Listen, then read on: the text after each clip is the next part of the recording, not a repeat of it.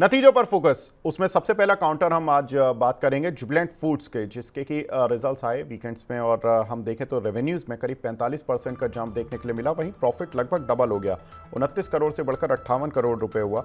और ये कोई एक्सेप्शनल गेन या वन टाइम आइटम की वजह से नहीं हुआ। एबिटा अगर देखें तो 39% बढ़ा है, 383 करोड़ आया 276 करोड़ से बढ़कर। हालांकि मार्जिन्स जरूर 90 बेसिस पॉइंट कम रहे, 20.7 के मुकाबले 19.8% रहे। जुबिलेंट फूड सर कैसे देख रहे हैं शरद सर इस काउंटर को? बिल्कुल अच्छे से देख रहे हैं विवेक जी।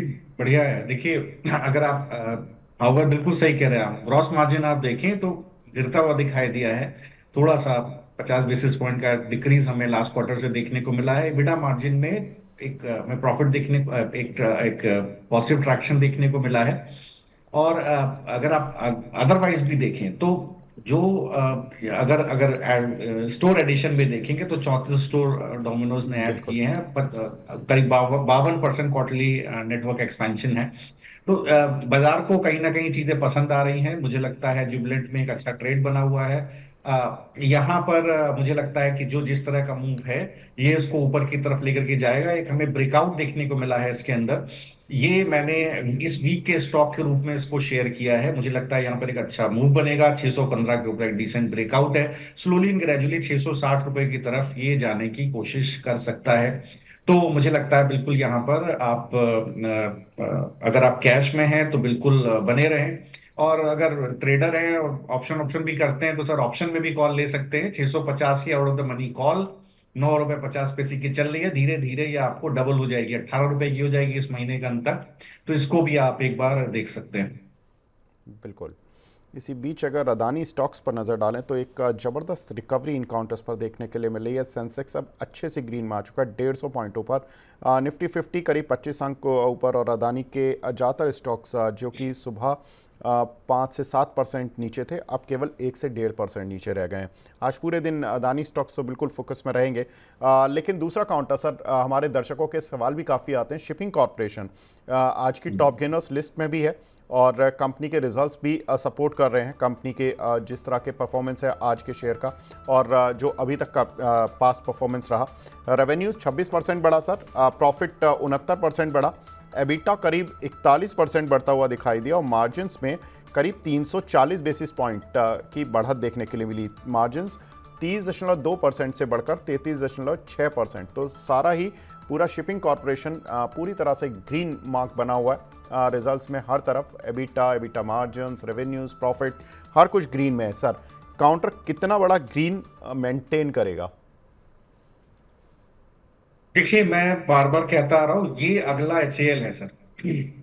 ठीक है, इसको बिल्कुल होल्ड कीजिए। 4-5 साल का अगर आपका व्यू है तो बिल्कुल आपको इसको होल्ड करना चाहिए। देखिए, ये गार्डन रीच आपको अब यहाँ से बड़ा मूव देंगे। तो यहाँ देखिए, वो जो जो मूव इसके अंदर बना है, अगर आप चार्ट पर भी देखिए, मुझे लगता है एक स्ट्रेंथ है इसके अंदर। ट्रेडिंग पर्सपेक्टिव से कम 325 रुपए का भाव इसके अंदर बहुत जल्दी खुलेगा। जो आज का लो है 265, उसी को आप स्टॉप लॉस रखिए। बाय ऑन डिप्स भी कर सकते हैं क्योंकि आज काफी चला है। 10% के 9.5% के लगभग चल गया है। तो जी 260 का स्टॉप लॉस रख करके बाय ऑन डिप्स करिए। कहां तक खरीदे? 275 ही मिले तो खरीदिए। धीरे धीरे करके ये 325 तक तो कम से कम जाएगा ही जाएगा। इसके बाद वहां कंसोलिडेट करे तो ऊपर का आप रास्ता और देख सकते हैं। जी। सर आपने बताया कि ये शेयर अगला HAL बनेगा। HAL को तो हम कहानी जानते हैं, 5,000 तक पहुंच गया। तो आप टारगेट क्या ले रहे हैं सर शिपिंग कॉरपोरेशन के लॉन्ग टर्म में?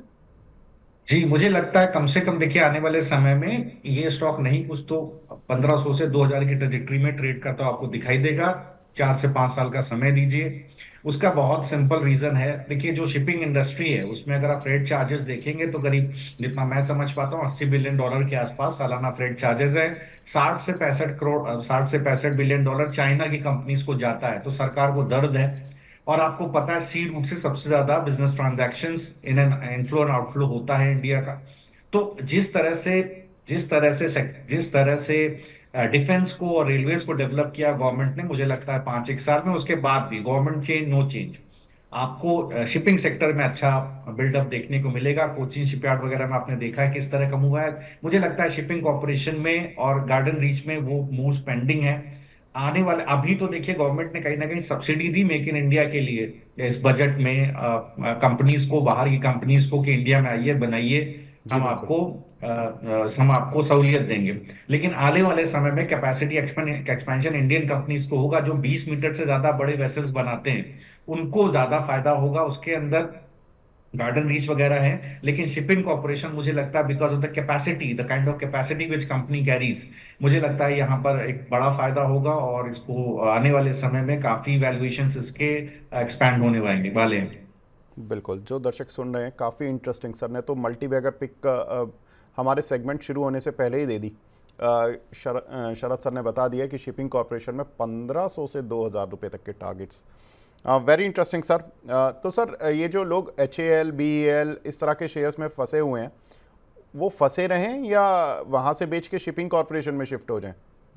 नहीं, देखिए, अगर आप बीएल वगैरह को देखें, बीएल के साथ स्टोरी ही डिफरेंट है। बीएल एचएल की आप देखें तो स्टोरी ही डिफरेंट है। जो कंपनी लगातार कैपेसिटी एक्सपेंशन कर रही है, बीएल को आप देखिए, लास्ट फाइनेंशियल में करीब टर्नओवर ही 20% बढ़ता हुआ दिखाई दिया था, 50% पैट बढ़ता हुआ दिखाई दिया था। तो सर ये सारी चीजें अगर आप देखें, 50,000 करोड़ का तो इस साल ऑर्डर इनफ्लो है बीएल के लिए। तो ये सारे मल्टी बैगर रहने वाले हैं। कैपेसिटी आप, मैं हमेशा कहता हूं, डिफेंस में जहां पर एक्सपोर्ट ड्रिवन मार्केट है, या रेलवेज में जहां पर दूसरी कंट्रीज से भी ऑर्डर बुक आ रही है, वहां पर आपको काफी फायदे हैं। उसको होल्ड करिए, ट्रेडिंग पर्सपेक्टिव से नहीं, बट इन्वेस्टमेंट पर्सपेक्टिव से।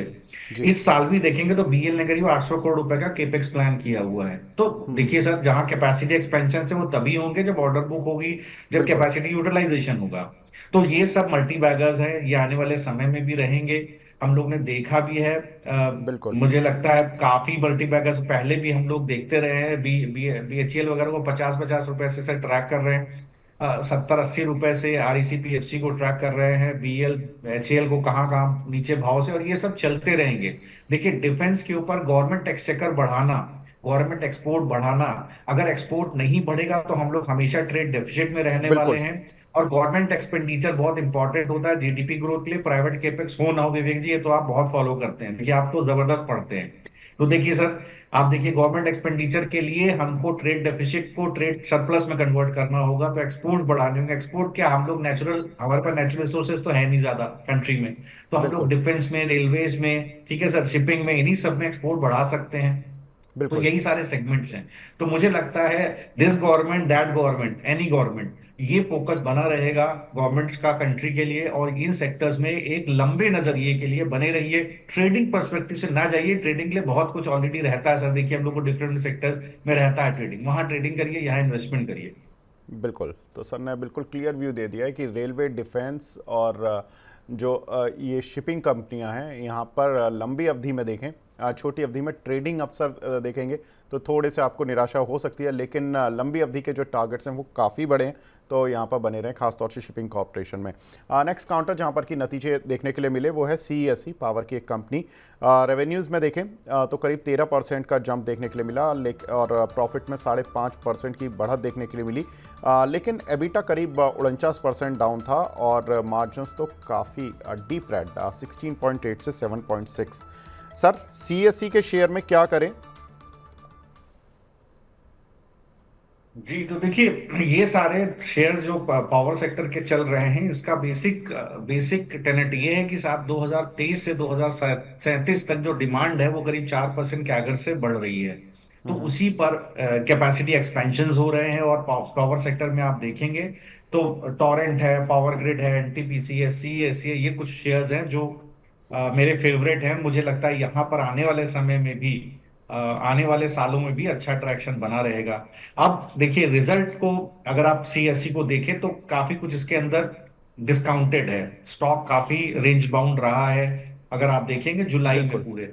तो मुझे लगता है सर, जब तक ये ऊपर की तरफ अगर आप नया ट्रेड लेना चाह रहे हैं, जब तक ऊपर की तरफ 180 के ऊपर ना निकले, मुझे नहीं लगता है इसके ऊपर जो इसका हाई था इस महीने का, अ, वो 182 के ऊपर था, जब तक उसके ऊपर न निकले, बिल्कुल इसको अभी बाय मत कीजिएगा। काफी चीजें, ये इन्वेस्टर्स को, ट्रेडर्स को समझ होते हैं, काफी चीजें डिस्काउंटेड होती हैं, प्री रिजल्ट डिस्काउंट हो जाती हैं। तो जब तक 182 के ऊपर निकले, इसके बाद ही खरीदिएगा। और उसके बाद अगर वो निकल गया 182 के ऊपर, फिर ये प्रीवियस हाई तोड़ेगा 192 का, फिर ये आपको सीधे 200 220 की ट्रेजेक्टरी में दिखेगा। काउंटर बहुत अच्छा है सर, 4 काउंटर के नाम मैंने लिए, चारों ही मुझे पसंद है।